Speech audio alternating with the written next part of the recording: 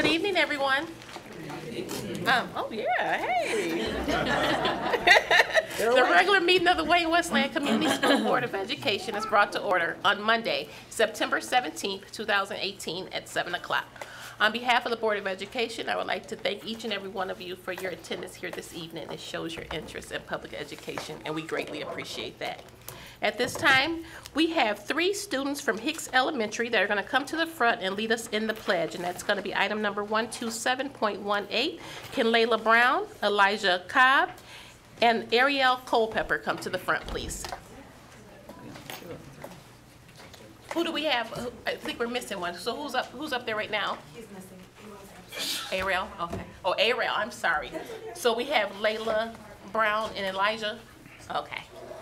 All right, we're going to get you a, do they have a mic? Do we have a mic for the? Use your outside voice.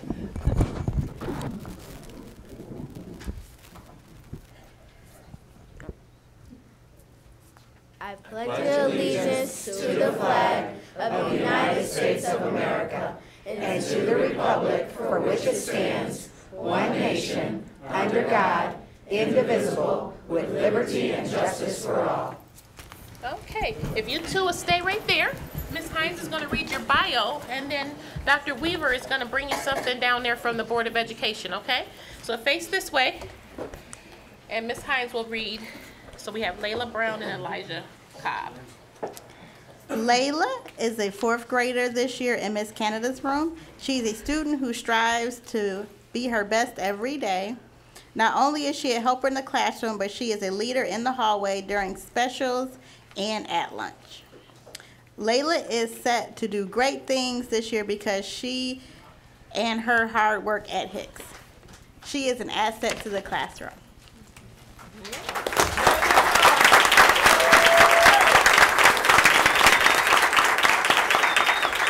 And Elijah Cobb. Elijah has attended Hicks since kindergarten. This year, he's in Mrs. Furka's 4th grade. Elijah is an exemplary student, constantly excelling and exhibiting great leadership skills. Elijah is an amazing athlete playing 3 different sports. He plays football for the Inkster Bengals, basketball with the Detroit Seminoles, and is baseball for Garden City Red Sox. Congratulations. His favorite sports team is the Michigan Wolverines. He also likes to play games at home. His favorite food is nachos, which is my favorite. He has 3 brothers, Josh, a baby brother at home, Jaden, who's a 1st grader at Hicks, and Xavier, a 7th grader at Stevenson. And he lives at home with his mom and dad. This is Dr. Weaver. He's going to come down there and present you with something, okay?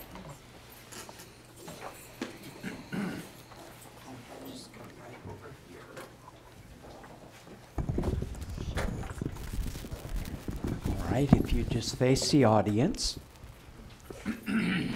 Now, as our board secretary just read, we have Leila Brown with us tonight in Mrs. Canada's classroom. Is she here? Is she here tonight? I don't think so. Does she make you sing, "Oh, Canada"? No, she doesn't? Okay. All right, good. All right. Laila, a helper in the classroom, in the hallway, during specials, and at lunch. Are you going to be a police officer? No. Okay. All right. Well, thank you, Laila, for coming. And we want to give you an award of recognition for participating tonight in the pledge. Who did you bring with you? My mom. Where is she at? There she is. Come on over here. All right. That's it. Brought your mom with you. Good to have you with us. And also we have Elijah. Man, 3 different sports. Are you kidding me? And you play games at home? Do you play the game of not cleaning your room? No. Okay, you clean your room? Good. Okay, great. Who did you bring with you? My 2 little brothers, my mom, my dad, my friend, Kelly. Okay.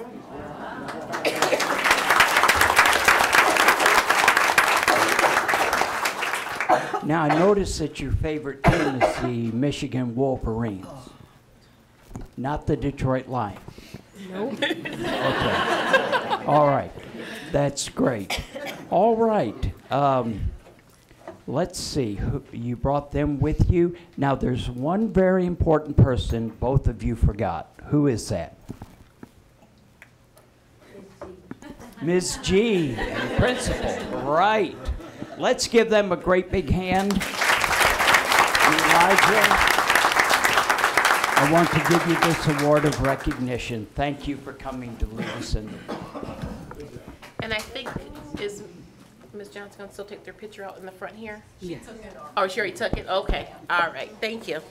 So as soon as Dr. Weaver gets back up here, we'll move on to item number 128.18, roll call and attendance. Ms. Hines? Mr. Cox? Present. Mr. Buckaloo? Present. Ms. Hines present. Dr. Weaver? Present. Ms. Madison is excused. Yes. Ms. Midea? I'm here. And Ms. Walker? Present. Let the record show 6-1. 6-0. 6-0. Superintendent. Sorry, Okay. 6-0. Thank you. Moving on to item number 129.18, recognitions and presentations. Dr. Holt, item A, please. Thank you, Madam President. Thank you, everyone, for being here tonight. We're going to show a video that we show at the beginning of each and every one of our bond presentations. And this is a video that comes out of the state of Michigan as a result of the adequacy study. And the adequacy study talked about funding adequacy. Really, the essential question was, how much does it actually cost to educate a child in the state of Michigan? How much? Let's find out. So much has changed in the last 25 years. Encyclopedias have given way to Google, rotary phones to the iPhone. 25 years ago, flat-screen TVs and self-driving cars seemed like science fiction. Yet today, we still fund Michigan schools the same way we did 25 years ago. Michigan's spending per pupil and student performance have dropped dramatically in the last decade. A new approach is needed that prepares all students for college and the 21st century workforce, and one that recognizes all students are unique and have a wide range of learning needs. The School Finance Research Collaborative has completed Michigan's first comprehensive school adequacy study to determine what it truly costs to educate a child. The collaborative is a diverse bipartisan group of business leaders and education experts, from Metro Detroit to the UP, who agree we must change how Michigan schools are funded. The collaborative study was recently completed by the nation's top 2 school finance research firms, with input from nearly 300 Michigan educators. The study determined that per pupil funding should be increased to provide all students with a high-quality education that helps them achieve and succeed. The study found that it costs a minimum $9,590 to educate a child in Michigan, regardless of location, income, learning challenges, or other circumstances. That amount does not include transportation, food service, or capital costs, and only includes pension costs at 4.6% of wages. The report recommends that brick-and-mortar charter schools and traditional public schools should be funded at the same level, and it quantified additional costs for special education, English language learners, and students living in poverty. The report concluded that 10% additional to the base cost should be provided for career and technical education enrolled students. It found it costs $14,155 to educate a preschool student. The report also determined that funding must be adjusted based on district size, with smaller districts receiving increased funding. And the report concluded that districts in geographically isolated areas and student transportation costs should be addressed so that the unique needs of every district or charter school are fully funded. Rather than a cookie-cutter, one-size-fits-all approach to school funding, Michigan's school finance system needs to take a more research-based, individualized approach. Michigan policymakers now have a roadmap to provide adequate and equitable funding for a pre-K-12 education that prepares all students for bright futures. So while Michigan currently ranks at the bottom in student performance, this new study charts a bold course to change that. So much has changed in the last 25 years, and now it's time for the way we fund schools to embrace the future and change as well. To read the study or learn more, visit www.fundmischools.org. So a couple of major points. I realize that the sound is not the greatest. You can always play this video at home, but it also speaks to us getting some more sound in this room. Just saying. Might be nice. But you heard her speak about $9,590 to educate a child in the state of Michigan. Everybody heard that, right? Mm-hmm. So how much do we get? $7,871 per student. So automatically, before we even begin the conversation about special needs, about about anything, learning challenges, location, buses, food, anything else, before we even begin that conversation, we're starting the conversation a little under $2,000 behind where we should be to educate a general education child. This is not made up. You heard the Finance Collaborative, and this is something that we're advocating across the state of Michigan. So when we come to you as a community and say that we want to do what is best for Wayne-Westland and that we are really pushing our bond initiative for that, we have to realize that we are starting out a little under $2,000 behind where we even should be to get started. Now, I don't know about you, but my babies can't wait for the state of Michigan to get us to 95, what is it, 95.90. I have children in the district right now, as do each and every one of you, yes? Yes? All right. And so we know that we need to do something a little bit different for our kids. We've been looking at the student achievement data. We've been looking at what's been happening around us, and we know we have to do something a little bit different. Right now, we are in the middle of a heavy bond campaign. We have a 20-year bond that is expiring, and we are moving forward with it's not a renewal. I can't call it a renewal because that would mean I would renew exactly what we had before. But we are moving forward with a second bond that is about it is $158 million. That may sound very big, but I want to break this down for us in a way that my brain could understand. $7.33 a month. $7.33 a month. If your house is worth $100,000, we're asking you for $7.33 a month. That's less than it cost for, I know for a fact, for a Big Mac meal at McDonald's. I checked last night. Just saying. So, for less than the cost of one trip to McDonald's per month, we're asking our community to invest in one another, invest in my teachers, invest in our community, invest in our children. We can do this together as a community. But I have to make sure that we understand that if we have children who live in poverty, it costs more than the $95.90. If we have children who are victims of trauma in any way, shape, or form, it costs more than that $95.90.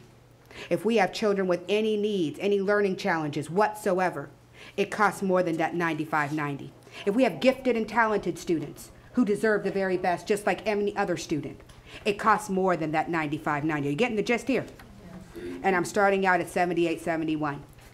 So as a community, we are really heavy into our bond campaign. Every one of our board members, and you can have one too if you like. This is a card literally that they made up for me when I speak because I wanted to know what the different icons are. But on the back, we put some bond talking points. We are asking you to help us spread the word about what this means and ask people, are our children worth $7.33 a month? And if your house is worth about $200,000, we're asking for about 15 bucks. 15 bucks a month. Can we do this as a community? I say yes, that we can do this as a community. And so as we move forward with multiple presentations that are coming out in the community, if you know folks that still need to hear this message and understand what this bond campaign is all about, what it pays for, we are focusing on the safety and security of our children. Our safety and security is not up for negotiation. It is not something that we can discuss and say whether or not we're going to do this. Sally ports will be in every single one of our schools. I know what a Sally port is now. It's if the office when you walk in the door and you have a little area that goes directly to the office, that's a Sally point, right, Tony? That's correct. Thank you. I'm learning a whole lot about this. We're looking at our infrastructure. Ever been on the internet and it goes down? Right? I've seen the chuckles from our staff. Of course we have. Happened to me 3 times before I got here in my own office. So we need to build up our infrastructure for us to be able to offer our students a first class education, which is going to involve computers. Our learning environments, we want to have our building and technology upgrades meet the high expectations that we have for one another. Energy and operational efficiency, we can't afford to operate in the same kind of efficiency that we have 20 years ago. I need a roof on some of my elementary buildings. Anybody know how much a roof costs? A lot more than $10,000 for your house. It's about $500,000, $500,000 for an elementary roof. We have to replace our roofs. There's only so much, what's it called? 'Cause it's not duct tape. Band-Aids. Band-Aids. It looked like duct tape to me. But there's only so much that we can do. And finally, 80% of our bus fleet needs to be replaced. One of the things that we took a concession on in moving forward with some of the things that we had to do over the past was that we didn't get into a bus buying cycle. Without being in a bus buying cycle, it's like anything else. It wears down. And so typically you're supposed to replace about 10% of your buses every year. That gets you into a 10-year cycle, right? After 10 years, 100% of the buses will be replaced, and we start over. We stopped that because we wanted to invest in our people as much as we could. Now we need to get back on our bus cycle. So with that, I will say that we are asking our voters and our community on November 6th to vote yes on our bond. We are asking for our absentee voters who will get more information very soon because absentee ballots come out September 25th. Yes, we know the dates. And we want to make sure that we are able to move this forward for our community. And so with that, it concludes my presentation, Madam President. Thank you, Dr. Holt. Any questions or concerns from the board before I move on? Okay. Moving on to Part B of the presentations, Ms. Jenny Johnson.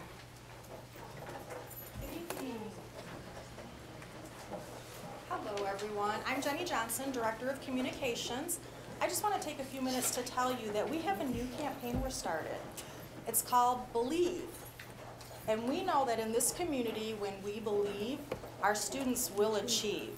We also know that when we believe in ourselves and when we believe in each other, there's nothing that can stop us. But tonight, Dr. Holt, we want to let you know this is a very, very small sampling of people who believe in you.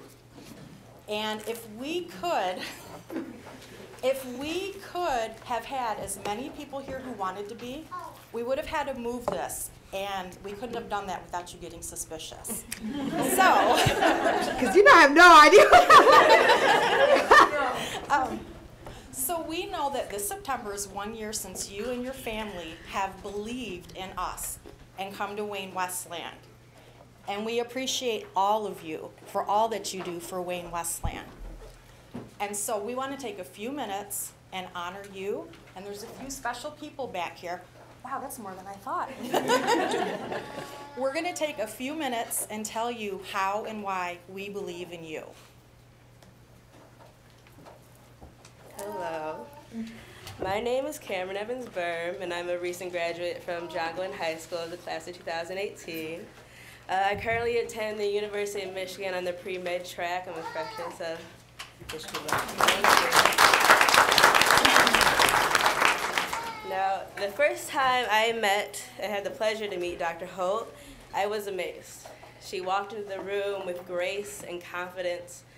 She walked in to talk to a group of the female African-American scholars. There's also a male one, which she did as well. And she talked to them about her successes in life, but she wasn't also afraid to talk about her downfalls. She encouraged them with her stories, and it just amazed them. But she also taught us all that it's okay to make mistakes in the long run. It's hard to get through high school. It's going to be hard to get through college. But she told us her life story, and she wasn't afraid to, and it inspired the girls. I still hear today them talk about, I loved when Dr. Holt came in to talk to us. It was a privilege, and we were blessed to have it. She continually inspires us to talk to the people around us. When she walks into the school, students are excited to know she is there. They want to find her, to have conversation with her, tell them about their day. She takes time out of her day to come to sporting events, when we see her walking down the football field in her tracksuit that matches. And everybody's excited. Oh, look, there's Dr. Holt. They're excited. They get smiles on their face to know she is there, that they are supported by someone who talks to them on a basis of respect, that not only she respects them, but she expects respect from them as well. She teaches lessons with the words she speaks. She also gave me the privilege to be on my diversity panel I hosted when I was in high school, a panel that showcased the different types of people that made up our community. She talked it with inspiring words, and I still have students today and friends who just say, I love that. They would cry and say, I'm so glad somebody understands. She inspires the students, and it's a privilege to have her as our superintendent. She connects with the students, and no matter who they are, she treats them as if, the cliche, as you would want to be treated. I'm very grateful to know Dr. Holt, and she has inspired me to be the woman I am trying to become. She encouraged me in ways that many others has helped me through my battles even over the short year I knew her. I am proud to have been asked to speak today in her honor, and I am excited to see her work in the school district as she continues. Thank you.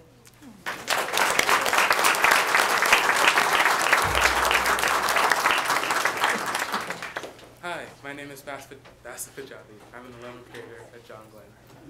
I actually got the opportunity to hear Dr. Holt's graduation speech in 2018, and it really struck me in two ways. Number one, I didn't fall asleep, which normally happens. But number two, I could really relate to what she was talking about. I was like, yes, this is what I wanted to hear from someone for so long. Like, I feel like she's an advocate for us.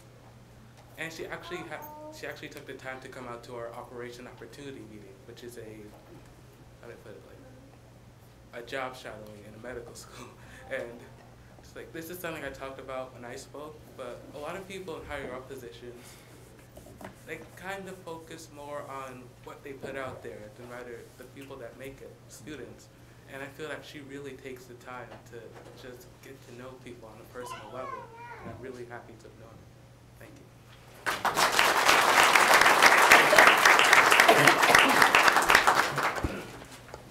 Hello, everyone. I, too, have the privilege to speak tonight, and I'm going to talk a little bit more about nuts and bolts, but first I want to thank each and every board member, Trustee Buckaloo, Trustee Cox, Secretary Hines, President Walker, Carol Midea, an old teaching buddy. Old? That's former. Former teaching buddy. Thank you for helping me with that correction. Dr. Weaver, go back a long way, and to you, Dr. Holt, this is an honor. I also want to mention the cabinet because it takes a lot of people to move the needle on anything, and it takes everyone working together, and there's a lot of bumps in the road and a lot of challenges, but she has a fine cabinet. To Dr. Townsell, to Jill Simmons, to Jen Curry, and to the newest member who I have yet to formally meet, Stacy Witt. I thank you for all the energy and intelligence and collaboration that you put into every single working day. I've been in and out of the board office a lot in the last month, and I see it, and I see a lot of heart, and that drives me. I am currently, I was in Wayne-Westland. I was just part of the teaching corps. I wrote grants. I developed programs because I had 30 years, so I did a lot of things. But I always worked with the most vulnerable kids. And I now run after-school programs. We have 25 of them out of Eastern Michigan University, where I'm a project director.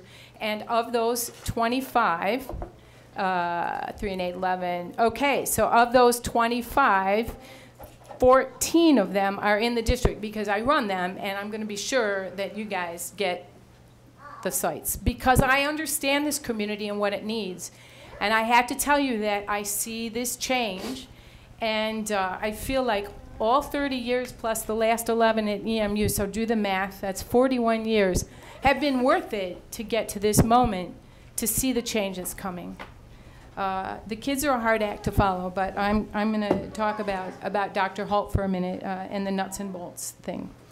So first I want to share my gratitude and hope as I watch Wayne-Westland move into this new era, one of inclusion, high expectations, and a strong focus on culture, climate, and the needs of our Wayne-Westland youth.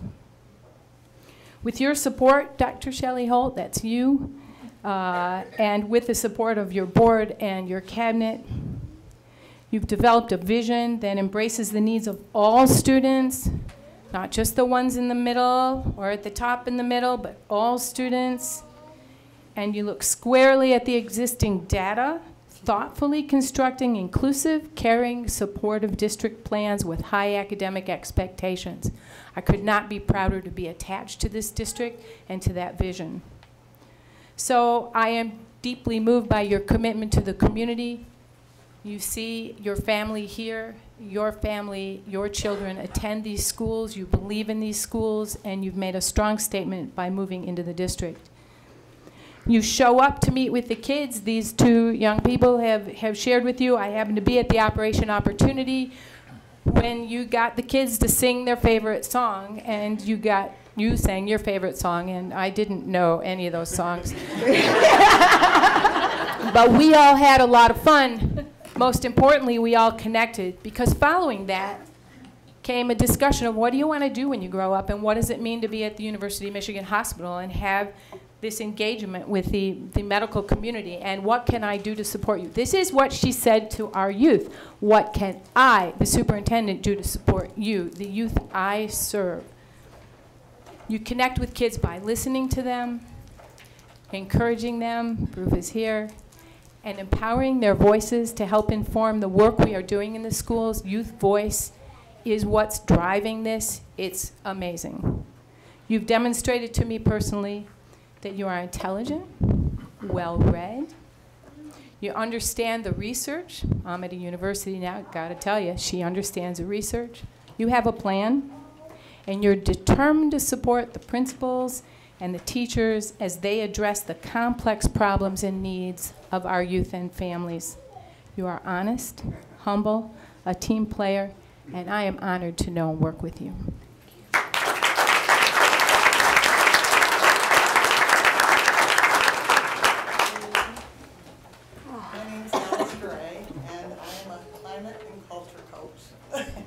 And Dr. Shelly Holt, I remember the first time I met you was almost a year ago. You came in with this big smile, and it just struck me as what a beautiful smile, and I saw the love you had for children. Now a year later, I still see that big, beautiful smile, but I also see the enormous love you have for this whole district. As former Wayne-Westland Association of Paraprofessionals president, I have had the honor to work side by side with you. You're awesome to get to know. I know how deeply you care for our members and how supportive you are of the parapros and their jobs. Plus, you appreciate them.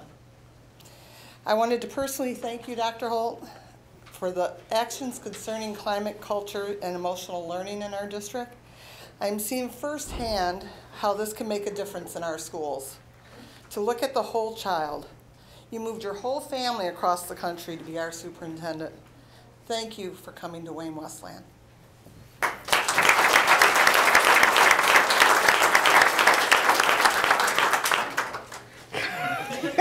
can't even look at this.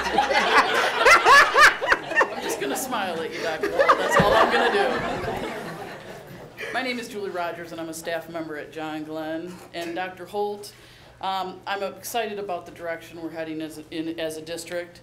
I've been here 22 years, and we need to make some changes. I know change is difficult and uncomfortable. We can do this if we all pull together. I think you're the person to do that for us. Olympic star Jesse Owens said to find the good. It's all around you. Find it, showcase it, and you'll start believing in it.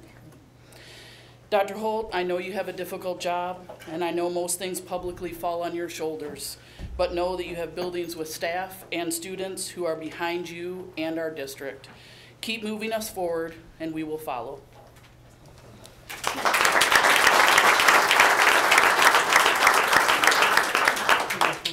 Good evening. Thank you for allowing me to speak tonight. I am going to speak on behalf of myself and behalf of several members of the Transportation Department who could not be here tonight, but wanted me to make sure that you know how we feel about you and how we support you. Dr. Shelly Holt, determined, realistic, smart, hopeful, eloquent, a listener, lion-hearted, empowering, yes, we can, heartfelt, optimistic, leader, trust. These are all the words that I see in Dr. Shelly Holt. I know how hard it is to come to a district and to try to make changes when things have been going the way they have been going, and to try to get people to understand that you are doing what's in the best interest of this community and our children. And sometimes we as adults have the hardest time accepting all the changes that need to be made. But it's our responsibility as the adults to be able to set the examples for our children, to show that we can all work together, as Dr. Holt is trying to get us to do, to make Wayne-Westland a better district. So, thank you for coming.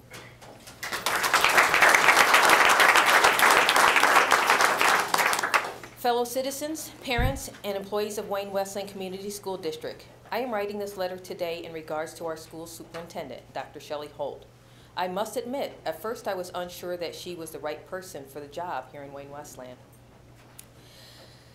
Did she have the qualifications to know what had to be done, how to run a district of this size? I was not sure she would be able to stand under the pressure and be able to pace herself as a superintendent.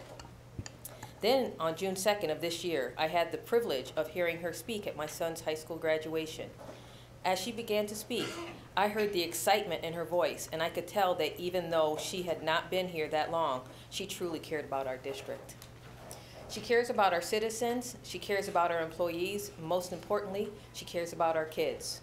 She has their best interests at heart. We need to let her know that we support her and we trust her to lead this district where it needs to go. We need to give her a chance to prove herself instead of tearing her down. Let her try to encourage her, let us try to encourage her, and all she deserves from us is a chance. Joe Singleton. To the Wayne-Westland Community Board of Education and community members, from Bruce DeBrule, Wayne-Westland Transportation Employee. Board of Education members, I am writing to express my fond opinion of our school district superintendent, Dr. Shelly Holt, and her vision for Wayne-Westland schools. I have been a transportation employee for 8 years, and at this time, I've worked under 3 superintendents. As a parent of 2 John Glenn alum who attended Wayne-Westland Community Schools from K to 12, and one who now has a PhD and the other is a PhD student. I am grateful for the quality of education that my children were able to receive through our district. Dr. Holt has a vision for this district and the community that is unlike her predecessors. Her vision is unique, inspiring, and most importantly, achievable. She seeks to give every student a quality education, including her own, who were uprooted and brought to Michigan. Dr. Holt chooses to enroll her students in our schools because she believes that the changes are possible, which truly impresses me. I have been impressed with her respect and kindness toward the district employees and union members at every level. There are many issues in our district that need addressing, and I firmly believe that Dr. Holt is the person that can do that. I stand behind Dr. Holt and her vision for our children wholeheartedly. Thank you for your service to our district and for taking the time to listen to my letter.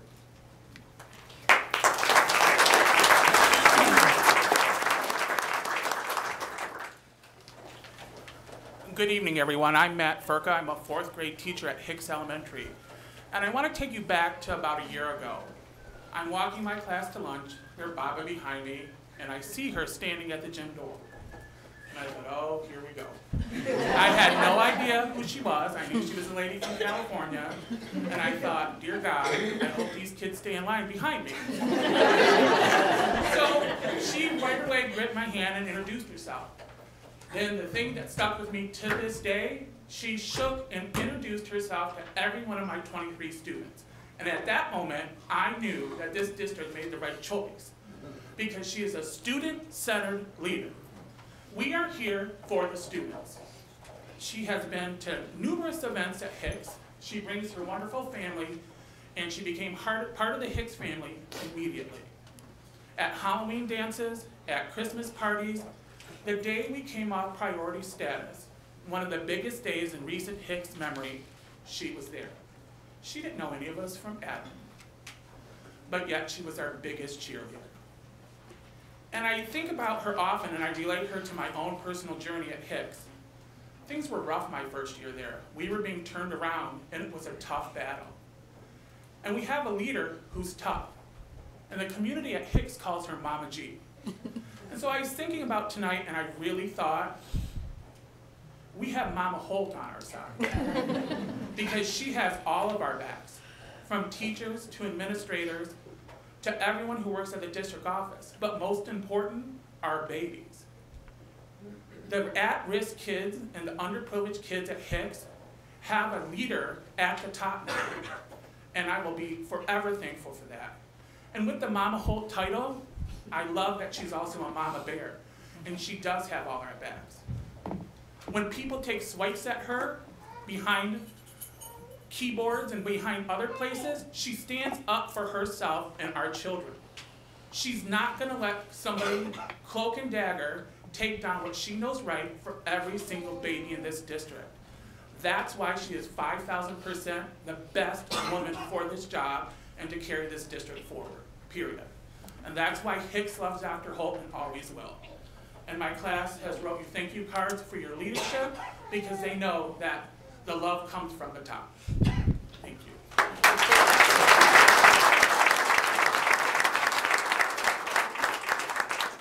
Isn't he amazing?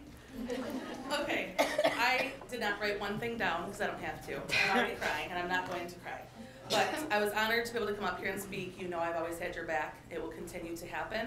But on behalf of all of your elementary principal administration team, you need to know, by the way, I'm Amy G, sorry, I'm the principal at Hicks.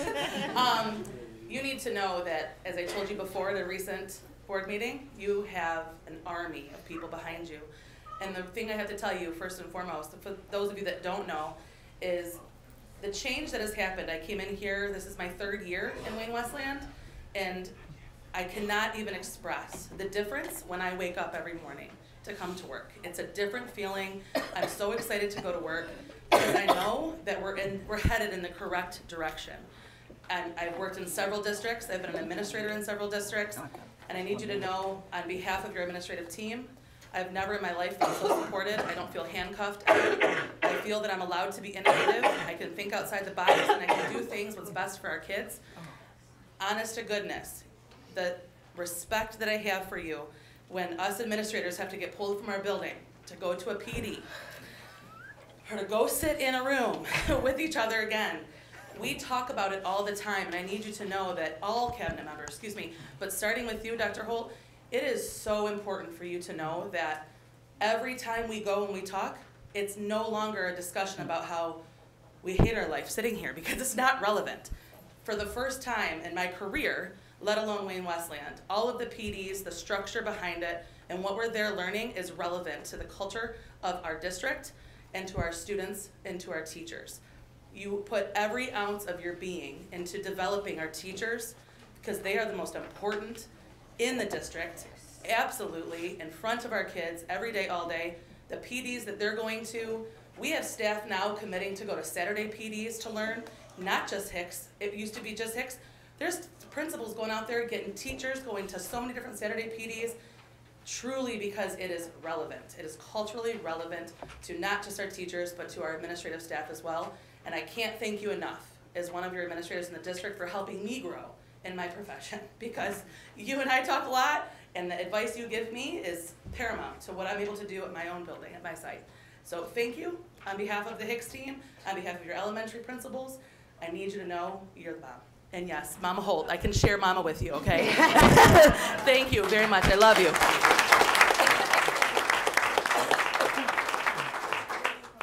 Hi, I'm Tania Kitchen. I'm a parent of twins in Mr. Furka's class at David Hicks. I'm a parent of a graduate 2015 from John Glenn, and I can see a difference. First, I want to thank you for caring for our babies. I can see it, I feel it, you go to bat for them. I really appreciate it. I want to tell you, I really appreciate how transparent you are, and it's a shame that you have to put out truthers to battle down things that are not true. I appreciate the newsletters, This Week in Wayne-Westland. It has been an honor to meet you. When I first met you at Hicks, I was happy that you were there. I really feel it. I feel that my children who have been at Hicks since kindergarten, going all the way up to high school, if you are here, I feel that they have a future. I really appreciate it as a parent, a PTO president, you coming to our events. We love you at Hicks.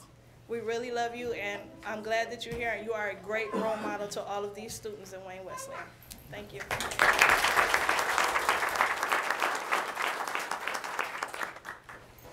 Good evening. I'm Melissa Ketcher, and I'm from the City of Wayne Youth Assistance Program. This is Lisa Bradford, Allison Smith, and Jessica Easy, and we are all here on behalf of a community agency who works exclusively with at-risk students. Most of them are enrolled in schools here in Wayne-Westland. And we just wanted to come here to say that we believe in you, Dr. Holt. We believe in Wayne-Westland. Our school year, we kind of work in the school year as well, and our school year is off to an amazing start. Because of some of these changes that you've championed, we are working even closer than ever with the schools that our kids go to. We have programs that we're doing out of Wayne Memorial, Franklin, Adams, and Taft, mostly the ones that are in Wayne, and just working extremely closely with the principals and the counseling staff to make sure that, that we're able to provide services for at-risk youth in our community.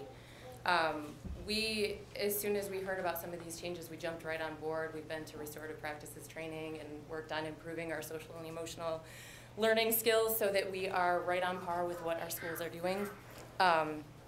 All of these things are social worky things that we've been doing on our end of things for a really long time. So we know that they work. They're proven to work. And where am I at? Okay. And just to say that the needs of the students that are here are changing. I was a student in Wayne-Westland 20 or 30 years ago.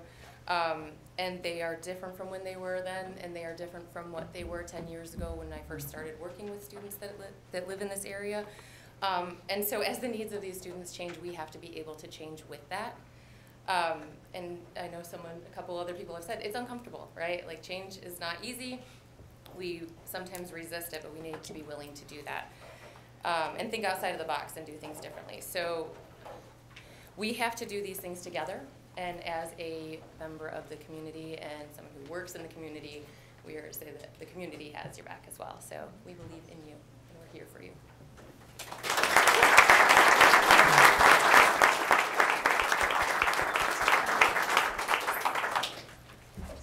Dr. Holt, members of your Stevenson community and family could not be here tonight, but we have such talented kids at Stevenson, they were able to send us a video. So let me see if I can get the volume up enough.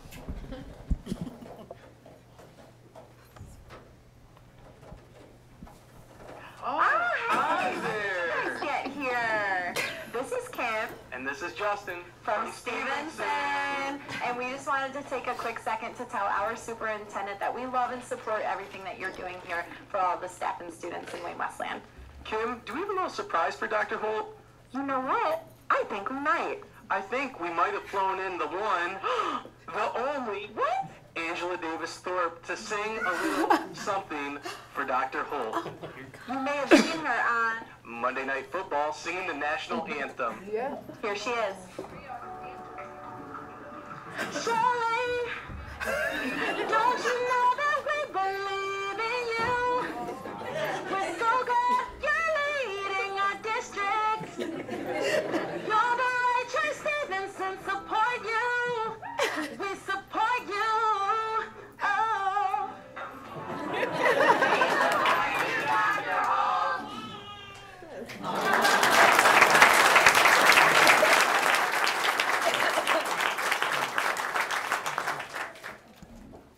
So of course, no celebration is complete without a few parting gifts.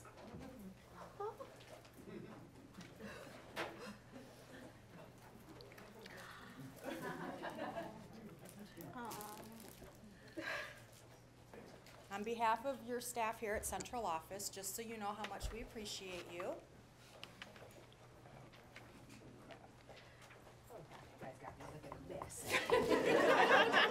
I don't want to do this. Thank you. And then, oh, we're not done yet. Oh, gosh. John Bessick from Hoover really wanted to be there. His wife is getting an award today, and he decided he wanted to not get divorced more than but his kids all wrote you special notes. And last, because we are part of ECGR, we do everything with cake. Oh, my gosh. We have Wayne-Westland cupcakes for you and your family to take home and enjoy. Thank you. So, oh, gosh. Oh, wow.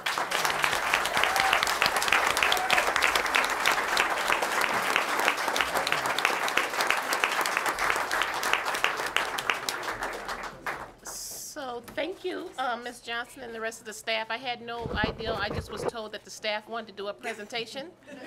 So if my face looked a little crazy, that's but I appreciate you because you guys remembered that it's been a year. And so that means a lot. If there's nothing else to say, I'm going to move on to item number 130.18, citizen comments, agenda items only. I know that we have one, Mr. Stephen K.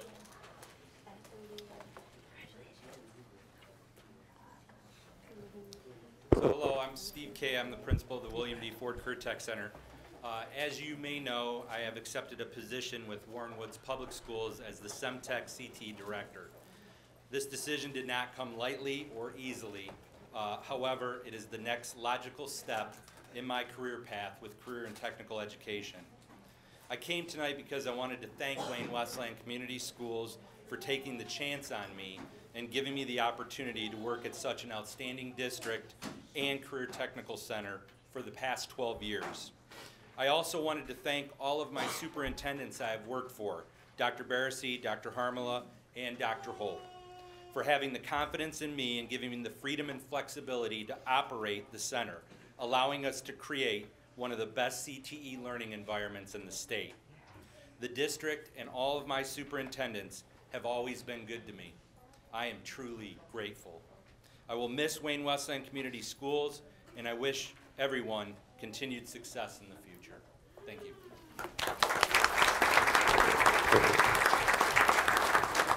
Mr. K, thank you. You will truly be missed. We're losing the gym, but I know that the path to success, you have to go many routes, and I wish you well on your new journey, and I know that you'll do an awesome job on your new promotion. Anyone else for citizen comments, agenda items only? Oh, I'm sorry, did anyone else want to say anything? Yes. Steve, I'm going to miss you. Every time I come into the building, I always look for you for my hug, because I'm a hugger. I know that sometimes that makes you feel uncomfortable, but I am a hugger. I'm sorry. It goes with the territory of being an elementary teacher for so long. But I'm going to miss you. You have brought the program to where it is now, and you've done it with a lot of effort and a lot of cooperation from the staff. You've built yourself a great staff over there, and I know that, you know, it's subject to turnovers and that, but you've managed to replace them with just as qualified people. We're going to miss you so much, but I understand that everybody has to go their personal career pathway to, you know, fulfill their dreams of a higher education, so good luck. But we're always here if you change your mind. I'm sorry. Mr. Cox. Mr. K, your decision to come here tonight and say thank you speaks volumes about what kind of a person you are, and what kind of a leader you are, and what kind of a job that you've done for us. And we really appreciate it. And when everybody in Warren Woods asks, where you learned all this, tell them. Thank you. Anyone else? Ms. Hines. Yes, I am going to miss you. You are fabulous. And like I said, I get my hugs as well on graduation day. You've done such an excellent job in this district. And like I said, it's not a goodbye. We'll see you later. You always have a place in our heart, always. Okay. All right. Anyone else? Consent agenda only items for citizen comments. Okay. Got to make sure I scan the whole room. All right. Moving on to item number 131.8, consent agenda. At this time, I'll take a motion. So moved. Moved by Ms. Hines, supported by Mr. Buckaloo. Any discussion? Any discussion? Roll call vote, please. Ms. Midea? Yes. Mr. Cox? Yes. Mr. Buckaloo? Yes. Dr. Weaver? Yes. Ms. Hines? Yes. Ms. Walker? Yes. The record shows it. Thank you. Motion carries 6-0. Moving on to item number 132.18, Board of Education Committee reports. We'll start with the Finance Committee. Mr. Buckaloo. Yes, thank you. Finance Committee meeting of August 16th, 2018. Meeting was called to order at 1:30 by Superintendent Holt. Present, Superintendent Dr. Holt, Board of Education members Tom Buckaloo, David Cox, and Dr. Fred Weaver. Also in attendance, Interim CFOO, Dr. Linda Kempner, Administrative Assistants, Carrie Matzik and Cheryl Watson, representing Plant Moran, Jamie Eisenmacher, and Jeff Higgins. And also available by speakerphone, Mrs. Stacy Witt. The business conducted, an overview of the business office operations. Dr. Kempner reviewed current issues within the finance department. With the arrival of a new CFO, office structure, personnel experience, and knowledge were discussed. Potential changes within the department were discussed. Additional assistance from Plant Moran will be required on pending terms. Tightening of procedures and internal controls need to be addressed. Mrs. Stacy Witt will begin on August 27th and will prioritize these controls, and in fact is here with us tonight. Representatives from Plant Moran suggested that an assessment of personnel could be conducted to determine the overall staffing structure. The meeting was adjourned by Dr. Holt at 2:30 p.m. Thank you, Mr. Buckaloo. We'll do the Policy Committee now. Mrs. Midea. Board Policy Committee meeting was held on September 6, 2018. The meeting was called to order at 5:45 p.m. Committee members that were present were Melody Hines, myself, Dr. Weaver, who was substituting for Sally Madison. Staff that were present were Dr. Holt and Tamara Phoenix, who ended up doing the minutes, and I appreciated it immensely. The committee reviewed and discussed the July 2018 board policy updates from Lusk Albertson. The committee also reviewed and discussed the following procedures: parent communication protocol and responding to citizens' comments after a board meeting. The committee reviewed brochures that will be published soon to introduce board trustees and their roles. The format of the weekly board update was reviewed and discussed.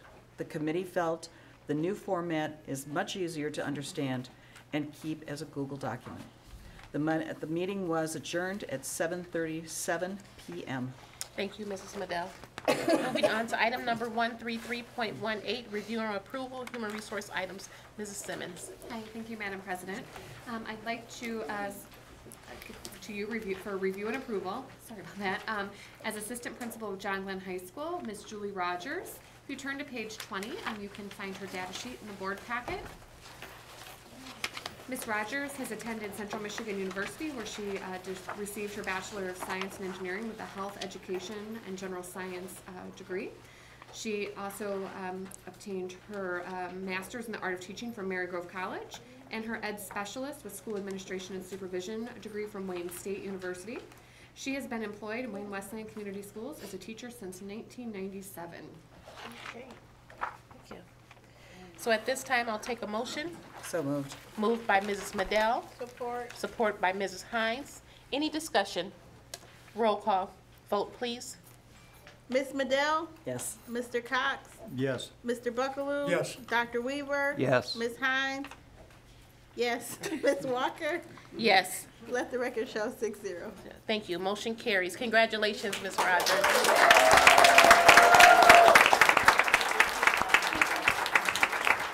Would you like to have something to say?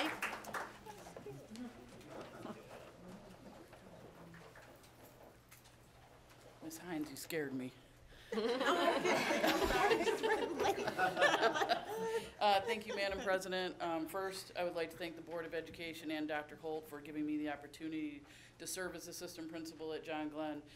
As you stated, I've been a teacher for 21 years at John Glenn. I love this district with everything I have. I'm thrilled to start year 22 as an administrator for the building. I love our staff, I love our students, and I love our families.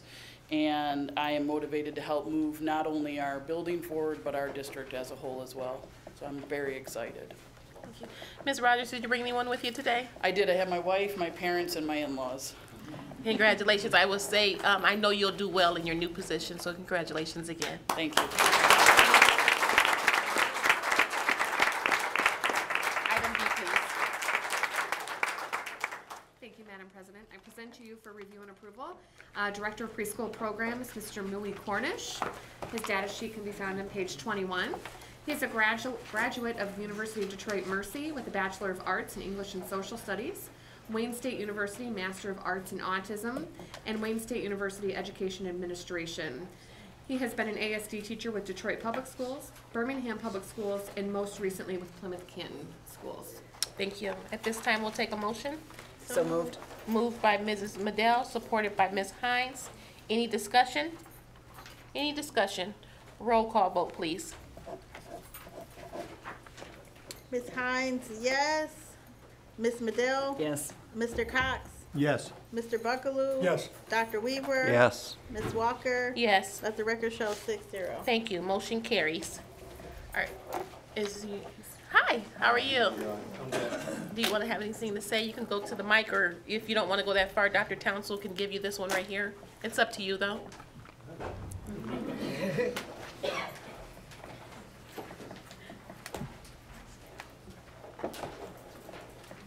I just wanted to say thank you to the board and Superintendent Dr. Holt. I'm just excited to do great and wonderful things with the parents, students, and great staff at Starmeyer. Thank you. Mr. Cornish, welcome to the Wayne-Westland family. We know that you'll do well here. Thank you. Thank you. Did you bring anyone with you? Sorry, two of my girls are sick. Okay, that's okay. Something's going around. Ms. Midell has something she would like to say to you. Dr. Holt, he's doing all of the preschool programs over there. All 5 of them. Exactly, Yes, and I wanted to point that out, that this is not an easy, lightweight job, because there are a lot of programs, and unfortunately, the programs don't talk to each other, meaning that the paperwork for one, you can't just use the same paperwork for the other programs. They have their own individual paperwork, and you can't just plug it into the computer and hope that, you know, everything, it usually blows up on you. But,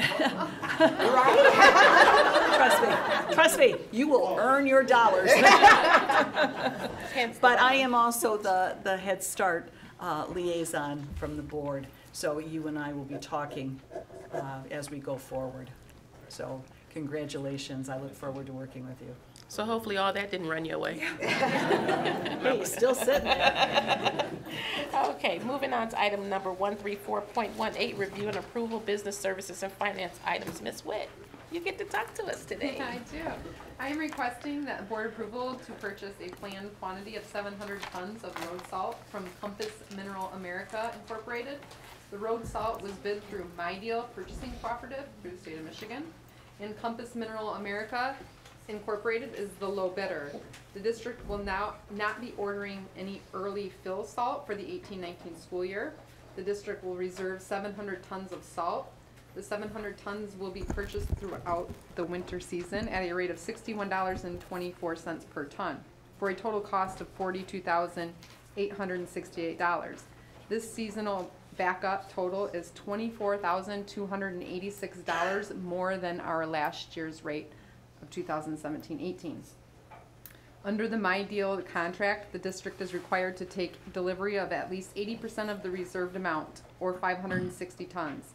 The contract terms also require Compass Mineral America to guarantee 120% of the reserved amount to ensure that ample supply is available in case of a heavy winter. This excess salt will be purchased at the rate of $61.24 per ton. The salt will be funded through the Maintenance and Operations Department General Fund budget. And I just want to take note that there was a typo in your original board packet, but I've replaced it with the correct verbiage. Okay. The $24,286 increase from last year was because Morton Salt Company underbid last year, and they actually ate money last year. Basically, they took a huge loss in their bid to get the deal, and they did not submit a bid this year, and that's the reason for the increased cost. Okay. But we did go with low bidder. First of all, let me say I don't want to purchase salt because I don't want to do winter. So, good luck. I just want to skip over that. Right. But anyway, at this time, I'll take a motion. So moved. Moved by Dr. Weaver, supported by Ms. Hines. Any discussion? I just have one quick question. Do we ever have any reserves from the year before with salt, or how does that work? Would anybody know? Yes, we hold about 150 tons of bins throughout the summer months. Okay. Any other questions? Okay, roll call vote, please. Dr. Weaver? Yes. Ms. Hines, yes. Ms. Midea? Yes. Mr. Cox? Yes. Mr. Buckaloo? Yes. Ms. Walker? Yes. Let the record show 6-0. Thank you, motion carries. Item number 135.18, Head Start Monthly Report. Do you have one this month, Ms. Liddell? Actually, I did not see the financial reports come out to us this month. So look for 2 next month. Okay, do we still need to put it into the record? We also have a problem though, right now, not so much with the transition of directors and that, but the new company that is overseeing the Head Start program now instead of the county has started, and there are a lot of kinks in the road that are going to have to be ironed out, and I think the 3 of us are going to need to talk about some of the issues that have come up, because we are not fully enrolled, and at this point we usually are, but there have been some roadblocks put in the way of getting our kids to the program, and we know that there is a major need in this community for this program, so to sit there with open seats, I think is criminal. So we need to talk and figure out how we can fix this problem going forward, but there has been no meetings for us to sit down and meet with parents and things like that, so I look forward to things being done. So at this point, I don't know that we can vote on anything because we don't have anything to vote on. Okay, all right. Thank you for your report. Moving on to item number 136.18, Superintendent Report. Dr. Holt. Thank you, Madam President and Board of Education. First of all, I just have to say thank you. The words, I'm literally overwhelmed. When you hear so much negative come out you and then you hear the positive, it's kind of overwhelming, honestly, at times, but very, very welcome. And yes, I am dedicated to this community. I love the Wayne-Westland community. I didn't come here for a drive-by. I came here to live and to stay. And so, yes, we have a lot of work ahead of us. Yes, that things may not go always as we would like them to go. Yes, everybody is not going to always be happy. But what I can tell you is that I'm 200% in here for Wayne-Westland. So thank you for the kind words and for knowing where my heart is. I cannot let this moment go by without talking about the bond again. I just can't. We need this bond in order to be able to have the flexibility. I recognize that some of our programs that we have done over the years have either whittled away, dwindled down, or are non-existent. And our children do deserve the best. We want to bring back some of the great stuff that we've lost over the years due to financial struggles. We want to. I don't think anybody has said no to that. But it's about how, and it's about when, and it's about doing things right. Not just doing things, but doing them right. With this bond, we will have the financial ability to play with what we want to do in the future. Right now, we have a whole lot of have-tos, and it doesn't feel good to always be in have-to. I have to do this and I have to do that. We don't have any wiggle room. And when I say play, I'm saying to innovate, to create, to think about what could be if we just had a few more dollars to be able to spend. If we just had our staff at wages that we could be proud of and that we could say, yes, we're ready to move forward with that. So we definitely need to move forward and continue to educate our community on the bond. I am going to ask us as a community for one thing right now. And honestly, right now, I don't know if it's patience or grace or both, but we need to have patience with one another. We've changed, and now we're trying to change the systems to go with the people that we've moved. And that's not always easy. There's going to be bumps and stumbles in the road along the way. Some of them will come from me, some of them will come from our team, some of them may even come from our board. It's going to happen. The question is, how will we come out on the other end of it? Will we come out on the other end having sat down at the table and had some conversations and understanding where everyone is coming from? Or will we come out on the other end with, yes, we're gonna have great schools. That's a non-negotiable. But will we come out on the end as enemies who have been through this battle together and we have not been able to truly win the war? That's where the question comes in. How will we come out? We're going into it. We're going into it regardless. We all know what we're moving ourselves into. The question is how we'll come out. How will we come out as a board and superintendent? How will we come out as a community? How will we come out as teams? How will we come out of this? And that's for us to decide right now. So I'm going to ask everyone to be patient and graceful with one another as we move forward. I've noticed already things, it's going to be stumbling and fumbling and bumbling. But we do see that we're stumbling and fumbling and bumbling and doing what's right for children. At the end of the day, I can't say anybody has made a mistake and it's like, oh, well, that wasn't in the best interest of kids. It was. Now, we got to do things legally. Just saying. We have to always be on the legal side. But other than that, we can definitely be graceful and patient with one another. And so I'm asking in this week in Wayne-Westland as well, for us as a community to be patient with one another as we move forward. The last thing is I am completely 200% confident that we have the right people in the right places on the bus now. Now the bus is going to get moving. It's going to get moving. And as we bring people on, we have to remember not to run them over, bring them along with us. Because those of you who are on the bus are like, yes, we're going. But we cannot run over those who may have gotten to the bus stop a little bit later, or they may have just realized that there is a bus. Just saying. We have to be patient and graceful with one another. So with today, and with my first year, this is my first year here as of Wednesday, I'm going to say that we need to really think about being patient and graceful. So the minute right before you hit that send button on that text message or that email, or I always love the Rotary test. Is it kind? Is it truthful? Is it going to help the situation or hurt it? We need to be asking ourselves those questions. And if we're asking ourselves that as adults, guess who else is going to do it? Our kids. When our kids are watching us, folks. I can't say it enough, whether online or whether you're just talking on the phone, trust and believe. And I found out today, got another call from the teacher today, but it's a whole, for the principal today. But our kids are watching us. We cannot expect any more from them than what we're putting out. We can't expect more from them than what we're putting out as adults. And so I am thankful and grateful for all the adults, especially on social media and Facebook, who are taking that extra moment to go, you know what, Dr. Holt, I got something to say, and I'll say in a private message. Thank you. That's fine. Send it to me. And it does come to me. Jenny reads it, I read it, and then we bring it, I send it to the team. But a lot of those things are much more appropriate being sent to us, because you have direct contact, than the whole world. We do not need to let the whole world know our kitchen business. Our kitchen business stays kitchen business. And then we are going to move forward and put out our best foot forward moving together as a community. So again, I just ask for us to be gracious and patient with one another as we move through this next phase of change, which is going to really involve, now that we have the right people in the right places, how do we create the systems to now work for us versus us working in the system? We've played with us working in the system. How well has that worked? Now let's create the system to work for us as a community. Thank you, Madam President. Thank you, Dr. Holt. Moving on to item number 137.18, citizen comments, non-agenda items. Okay. Seeing none, I'm gonna, oh, okay. Oh, we have one. Sorry. Oh, that's okay.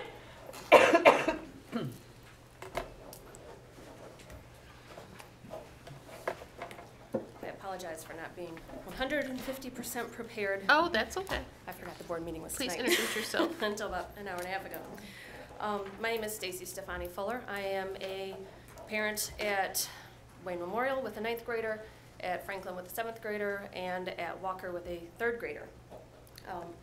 My question and what I'm commenting about tonight, and I feel like I'm representing a large group of our TAG parents, our talented and gifted program parents.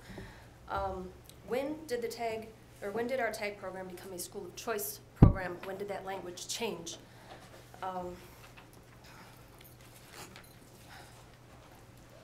TAG is a standalone program originally designed to challenge this group of high-achieving kids. Our students cannot receive the education they require and deserve in a mainstream classroom here in Wayne-Westland. Hence the creation of the TAG program several years ago. Many studies have shown that our kids are also an at-risk group. They sit in mainstream classrooms. Our kids become the teacher's pet. They become the teacher's helpers. Helping others, being a leader is great, but not at the expense of their own education and of their own growth. Sitting in a mainstream classroom, our kids become bored, and then they become behavior problems. They are not given the opportunities to explore their potential. So no, TAG isn't a school of choice program. This program exists in 2 buildings in the district, K4 at Walker Winter, 5-6 at Marshall. It's an absolutely necessary program for our children so that they don't succumb to the pitfalls of being in this at-risk group. The TAG classrooms challenge our kids. They take the current curriculum and explore it deeper and further beyond what is possible in a mainstream class. For example, using various forms of social media, last year's 2nd graders traveled around the world 3.5 times. 3.5 times around the world. They went to Hong Kong for Chinese New Year. They played mystery classroom with, or 20 questions, with a classroom in Australia and a classroom in Alaska. This just isn't possible in a mainstream, unfortunately. It's not possible in a mainstream class.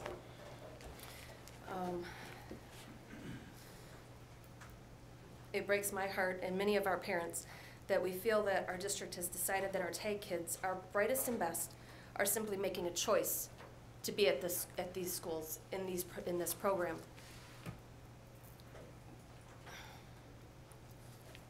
These classrooms are the only place that can challenge them to be their own personal best.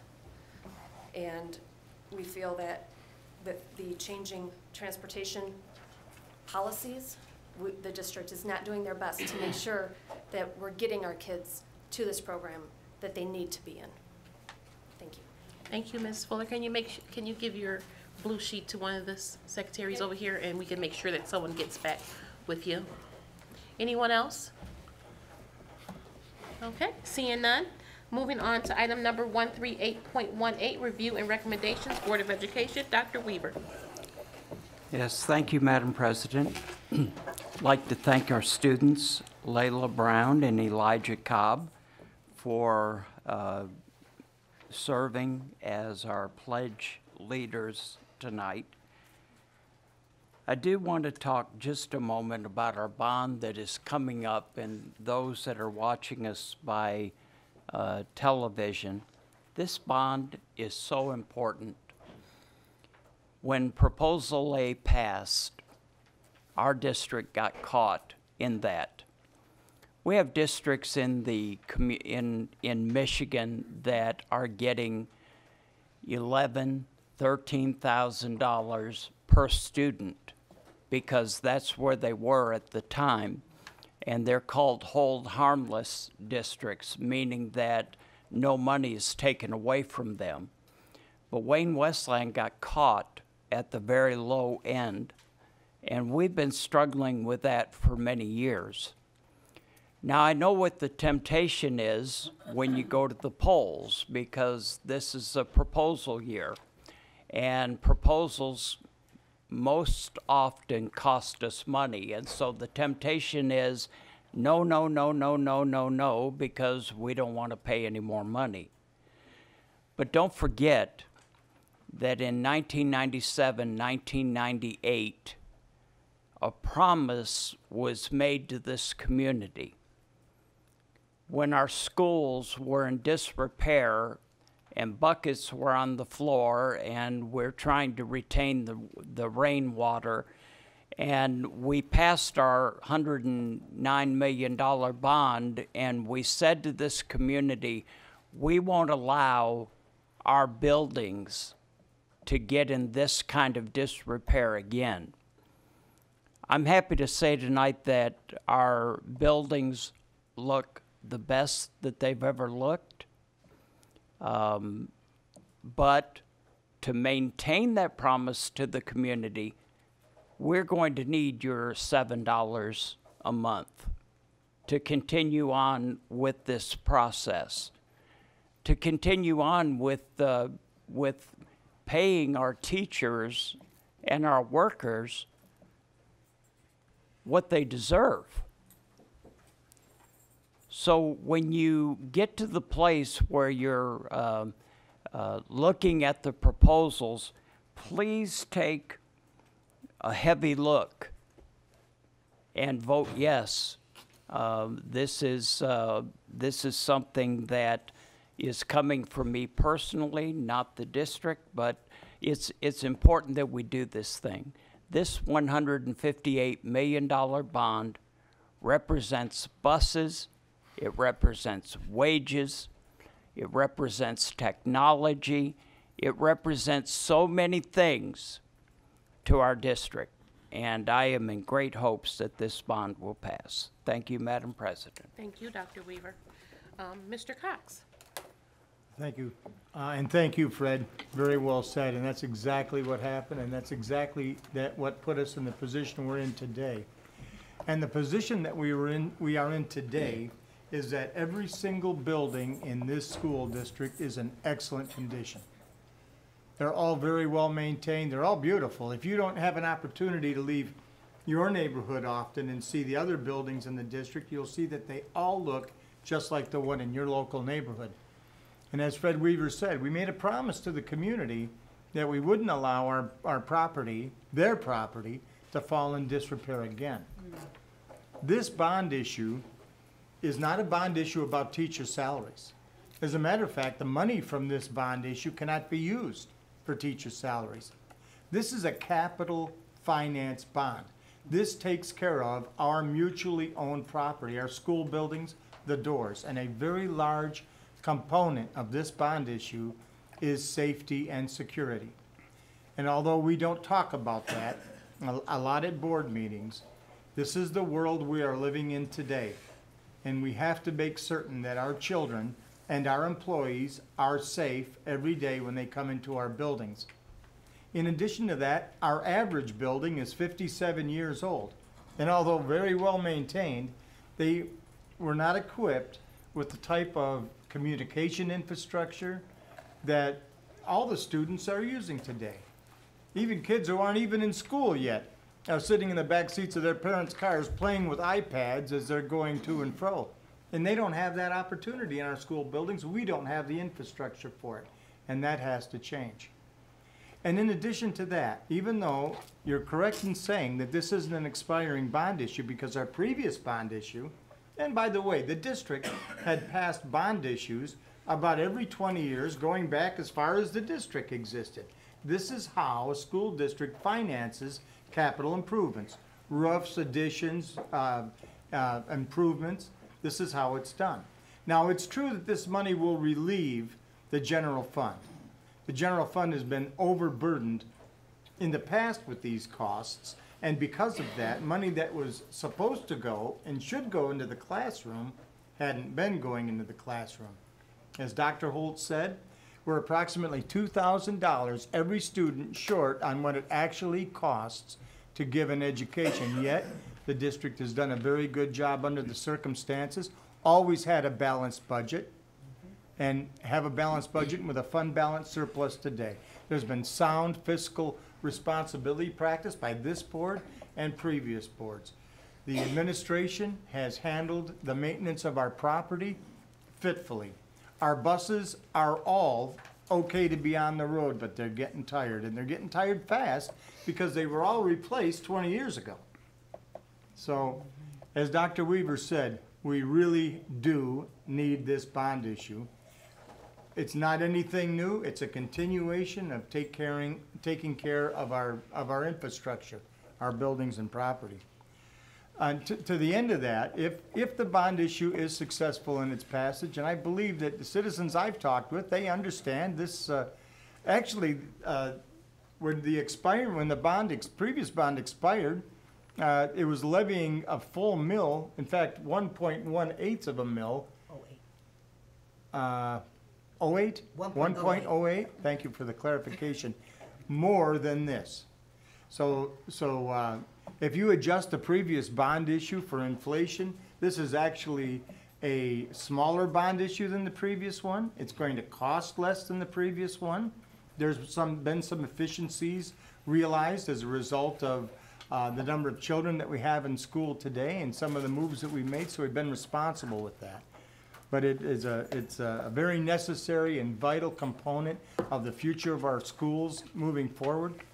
And for those people that do not have kids in our school district, but you own property in our cities, this is probably just as important to you, and the value of your property and the likelihood that people from other communities will be interested in your properties, because one of the first things that young people ask when they're looking for a home is, what school district is it in? Mm-hmm. And we need a school district whose buildings are not just in good shape, but whose finances overall are in good shape, and we attract the teachers that can do the job we need done in the classroom. Tonight, I don't know, 15 or 20 people came up and said some of the nicest things about Dr. Holt I've ever heard anybody say about anybody. And that's saying something, because she's only been here a year. But we've also heard people come up and say a lot of things that weren't positive.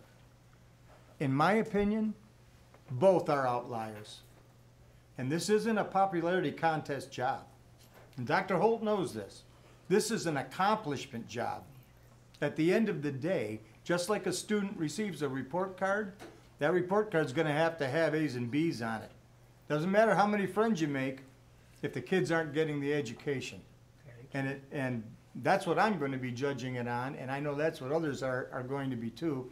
And nobody knows that more than Dr. Holt. So thank you for your efforts, Dr. Holt, and for a year. I know it's flown by quickly for you. That's all my comments tonight. Thank you, Mr. Cox. Mr. Buckaloo. Thank you. Mr. Cornish, congratulations on your appointment. Welcome. Thank you. I know you'll do well. Not like some people up here, I have no intention of bringing you any grief. It might happen anyway. Mrs. Rogers is another matter. She snuck out of here, and I think probably was a good thing. I had the pleasure of working with Ms. Rogers at John Glenn for a number of years, and to be honest with you, she's one of those people that has the great rapport with students. Mm-hmm. She gets along so well with every kind of kid, and I always was impressed with her ability to do that.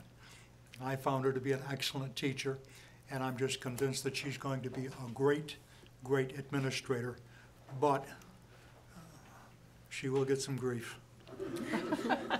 This past week or so, I attended a couple of things.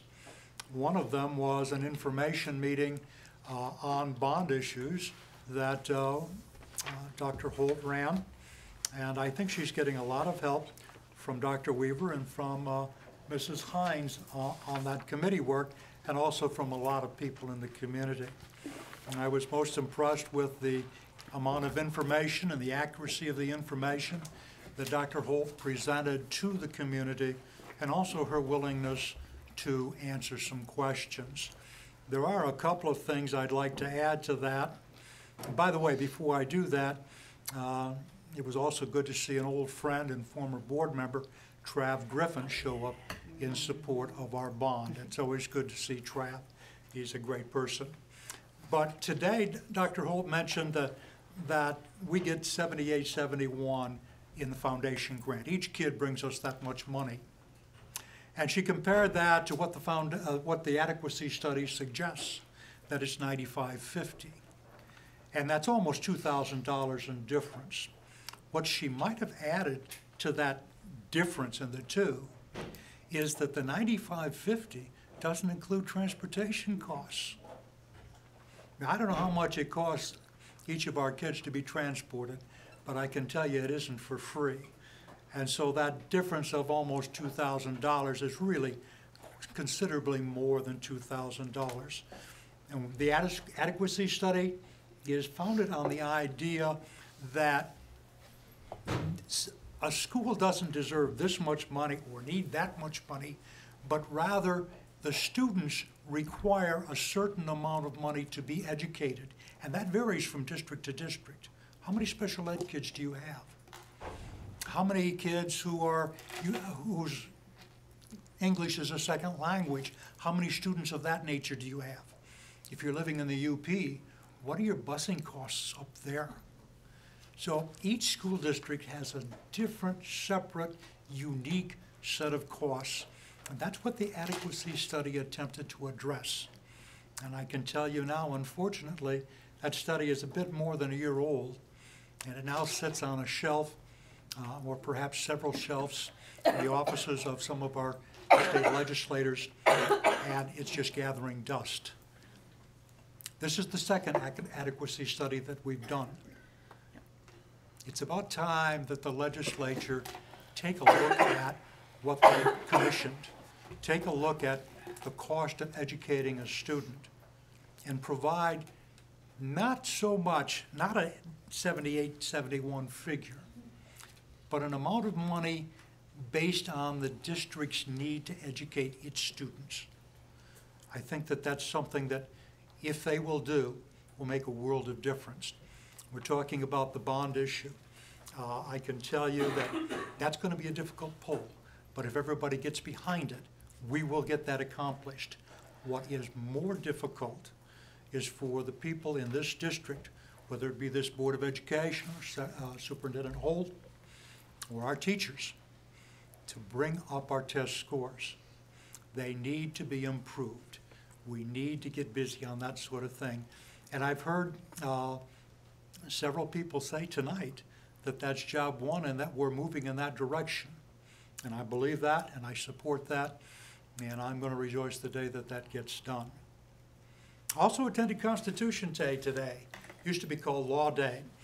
And while I was there, I got the chance to sit beside Ms. Hines and also Ms. Groves, and Mayor Rowe was there from the city of Wayne. And I think it was a wonderful opportunity. If you're unfamiliar with Law Day, each year on this date, and by the way, today is Constitution Day, the court brings its whole operation into one of our schools, and for the past several years, it's been Franklin. And so a legitimate court is set up. Defendants are brought before the judge. They may represent themselves, they may have a lawyer, they may have a public defender, but they're facing real criminal charges. And our students get to see that and get to see the process at work. And I have to tell you that that's a wonderful experience for them. And I'm most thankful to Judge Cicerelli, to Judge McConnell, and to Judge Mack for taking their courts into our school district so that our students can benefit from that. So, thank you very much. Thank you, Mr. Bucklew. Ms. Hines. I'd like to congratulate Mr. Cornish and Ms. Rogers for your new appointments. Like I said, Wayne-Westland is a family. Going to one of the bond meetings, Dr. Holt mentioned something that really resonated with my heart. She said, with Wayne-Westland, what we're missing is the community. So it's so important to bring it back. So like the family, like it all takes a village is very true. Also, with the bond meeting that we were having in the community, I actually told her I had a little bit of a tear because I went to Hicks, Franklin, and Wayne Memorial, and I graduated in '97. So coming back from college, when you see the schools look better than it was when you went there, is an awesome feeling. Now my son is a Rocket. He goes to Glenn. So we have a lot at stake. So this is so important, like really emotionally for me as a parent and going into this district to pass that bond. We have to do better for our children. We want to make sure that we put them in a place where they can be educated and be competitive in the 21st century. And as Mr. Cox and Buckley said, your home values, that's important. When people come in, they want to say, how is the school district? I grew up in Inkster. Unfortunately, they lost their school district. I mean, right now, times are tough, and budgets, we don't want to spend all of our money in our general fund doing repairs. And I remember Tony, when I went to Wayne Memorial, they do such a fabulous job, but like Tony says, what's behind those walls? Those 50-year-old pipes and boilers that need to be replaced. I even learned a lot of things about the district I didn't know. As a board member, we don't really go to the schools like that to see certain things. And seeing the pictures, when they say they have 11,000 students and 8,000 catch the bus, and each of the buses have over 200,000 miles and replace 80% of a fleet, that is amazing. Like, oh my gosh, this has to be passed because we have to get our children back and forth. This is a huge district. So I'm in support of this bond. We have to pass it, like I said, as a parent and a former student.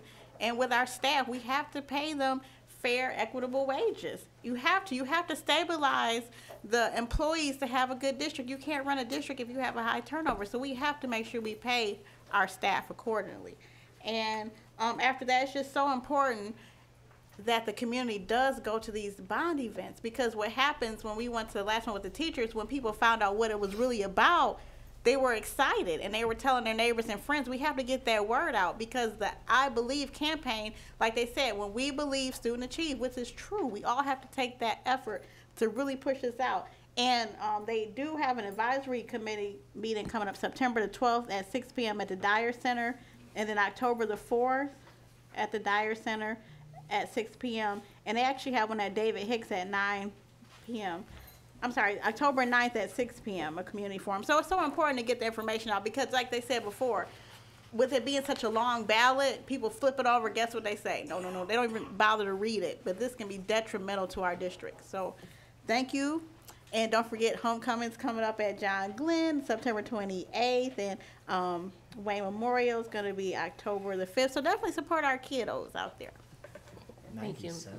97. Thank you, Ms. 20 years ago. Mrs. Midea. First thing I want to do is I want to apologize. This is the first common cold I've had since I retired. Yet she's here spreading it to all of us. Now, I don't have a kid that I can blame this on. You know, so there's always some kid who's always sneezing, hacking, or blowing his nose all over you as a classroom teacher, or throwing up on you. I used to have to keep a set of clothes in the closet in case somebody threw up on me, because there's no way you had time to run home, change clothes, and get back to class.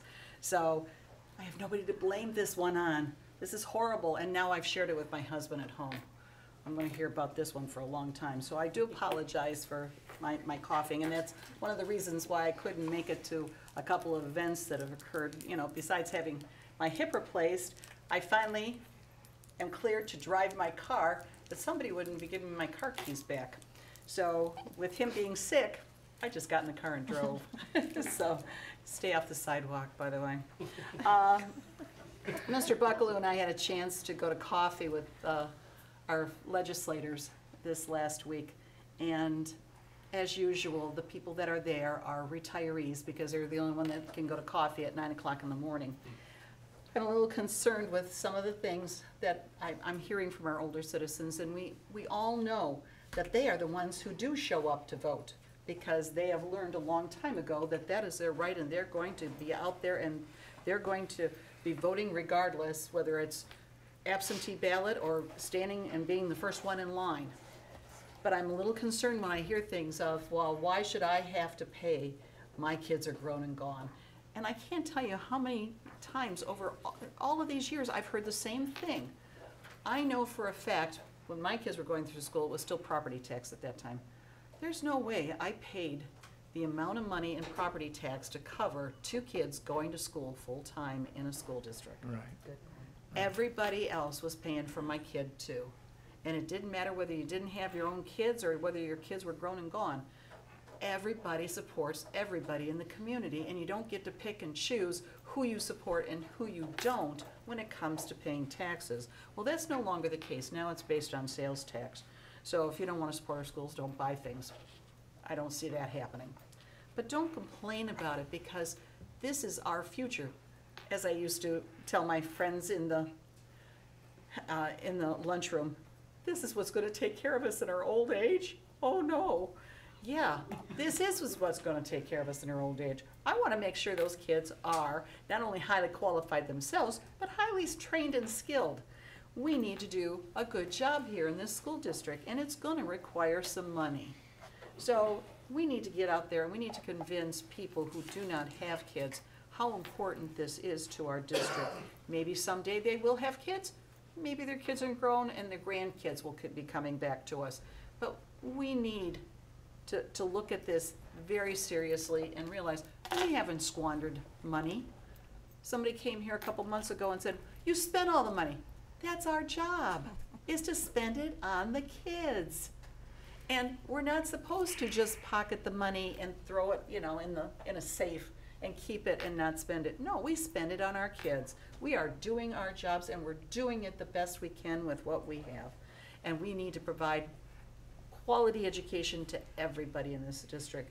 We also need to offer an equitable pay to our employees too. Excuse me. I want to congratulate all of our new placements in our district, whether it's administrative or classroom or parapro or bus driver, whatever. A lot of criticism came up a couple months ago about the people leaving the school district. Well, if you look carefully at this board book, you will see that there are people that have resigned, but if you turn the page, you'll notice that they were hired in a different position. So not everybody who resigned walked out the door and said, you know, see you around. They took a different position within the school district. So let's take a minute to stop and analyze some of the information instead of just coming up with flash statements that make great sound bites on the TV news. Dr. Holt, every day you prove to me that when I sat here and interviewed a lot of people, when I sat here and read a lot of resumes, when I sat here and heard a lot of information, that I made the right decision. Not everybody that we interviewed, in fact, not a whole lot actually, could do this job that needed to be done. And you were the person that I saw moving us in the future, because that is what a school district's about. It's about the future. It's not about the 50-some years ago that I graduated. It's about the future. It's about those first graders who will be graduating. It's about those kids that are in 12th grade that will be graduating this year. And you are the person out of all of them that would move our school district forward and do the job that was required. Yes, you've taken a lot of shots across the bow, but you know what? Sometimes that does come with the job.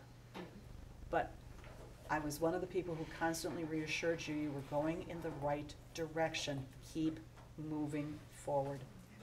And I'm going to tell you the same thing for tomorrow. Keep moving forward. We're going in the right direction, and we need to keep that forward movement going. Don't stop. Keep moving. This last couple of weeks, we lost one of our board trustees who served for a lot of years in Wayne-Westland, Ed Turner. Ed lost his board seat probably, what, about 9-10 years ago when I ran for school board, and I got more votes than he did. Ed at that point was having some serious health issues, and it was probably time for him to move on. And in recent years, we have not seen him. He was a big supporter of our theater programs at our high schools. You could always catch him at spaghetti dinner at the seniors, at the Dyer Center on Friday nights. A big supporter of their program also. But he did pass away. And I wanted to mention, because he served for a lot of years, and he believed in our school district, he believed in our students, and he helped support it financially and with his support in attending their programs. Ed Turner will be missed. Thank you, Mrs. Midea. How many years ago you said you graduated? I'm just kidding. What is this? A sign on my back that says "Kick me hard"? Anyway, I want to thank everyone for by the time it always gets to me, they've already said everything. So I just want to thank everyone for taking time out to come today. I want to say welcome back to a new school year. It's going to be awesome. I want to share with my fellow board members and anyone else who wants to listen that MASB is coming to Region 8 on October 25th. There's a lot of legislation being around education. So if you want them to break it down and get an understanding, they're going to be at Wayne Resa on October 25th from 7 to 8:30 for the legislative update. Thank each and every one of my fellow board members for your time and your commitment. And at this time, I'll take a motion to adjourn. So moved. Moved by Ms. Hines. Support. All in favor? Aye. Any opposed? Motion carries. Have a good night.